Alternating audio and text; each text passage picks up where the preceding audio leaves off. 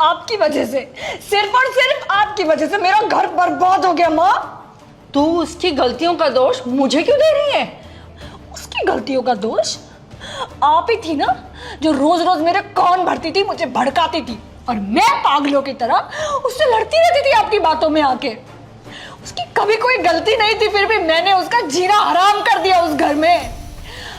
और वो बेचारा बिना गलती के भी हमेशा मुझे मनाता रहता था, मुझसे माफी मांगता रहता था, क्योंकि वो मुझसे प्यार करता है, मेरे साथ रहना चाहता था, मेरे साथ घर बसाना चाहता था, पर आपने मेरा घर बसने नहीं दिया।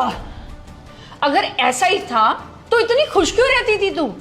जब से यहाँ पे आई है बहुत खुश है तू। अरे नहीं थी मैं खुश माँ, सिर्फ दिखावा करती थी खुश रहने का, ताकि आपकी ईगो को सेटिस्फैक्शन मिल सके कि आपने जो डिसीजन लिया है ना हमारे लिए कि हमारा अलग होना ही सही है, आप खुश रहो, सिर्फ आपकी वजह से, क्योंकि आपकी खुशी इंपॉर्टेंट है ना, आपकी रिस्पेक्ट, आपकी ईगो इंपॉर्टेंट है, बाकी सब तो भाड़ में जाए।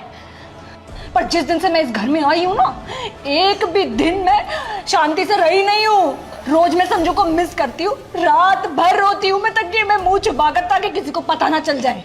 पर खैर, आपको तो क्या ही फर्क पड़ेगा। मैं ना दुनिया की सारी शादीशुदा लड़कियों से यही बोलना चाहती हूँ कि कभी भी अपना बसा बसाया घर किसी की बातों में आकर ना उजाड़े, खासकर अपनी माँ की बातों में आकर। और माँ, पड़ गई आपको तसल्ली, देख लो डाइवोर्स पेपर, हो गई खुश आप, आपके कलेजे को ठंडक मिल गई होगी ना अब। रो मत बेटा। पापा रो नहीं तो क्या करूं, इस औरत ने मेरी जिंदगी खराब कर दी, मेरा सब कुछ बर्बाद कर दिया। कुछ बर्बाद नहीं हुआ बेटा, कुछ बर्बाद नहीं हुआ। देख, अभी सिर्फ तलाक के कागज आए हैं, तलाक हुआ नहीं है। और तू संजू के पास जाना चाहती है ना? बोल बेटा, जाना चाहती है ना? देख बेटा, अगर तू संजू के पास जाना चाहती है तो तेरी माँ तो क्या, दुनिया का कोई भी इंसान तुझे उसके पास जाने से नहीं रोक सकता। जा बेटा, जा, चली जा उसके पास, और हाँ, माफी जरूर मांग लेना। पापा वो मुझे माफ नहीं करेगा, मैं बहुत गलतियां कर चुकी इनकी बातों में आके। बेटा, मैं संजू को अच्छे से जानता हूँ, वो तुझे माफ भी करेगा और तुझे अपनाएगा भी सही।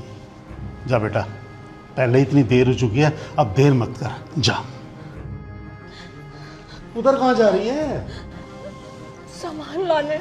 अरे सामान वगैरह छोड़, पहले इतनी देर हो चुकी है। ये ले, पकड़ पैसे और उठा अपना मोबाइल और जा उसके पास।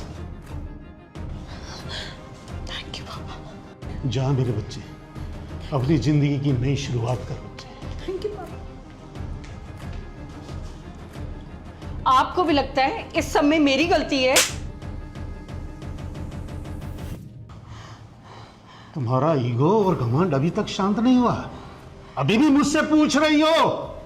तुम्हें लगता है कि मैंने बेटी का घर खराब किया है?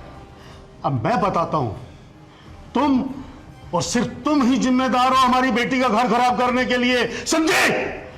आपने मुझे थप्पड़ मारा? हाँ, मारा, और ये थप्पड़ तुमको सालों पहले लग जाना चाहिए था।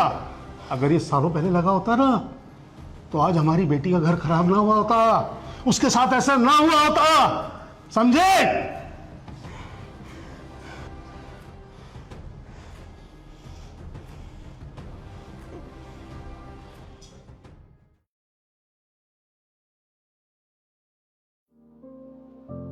संजू, रिया,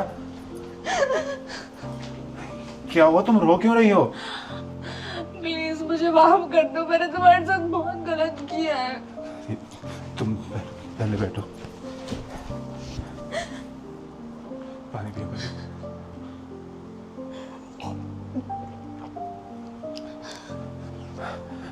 अब बताओ क्या हुआ है?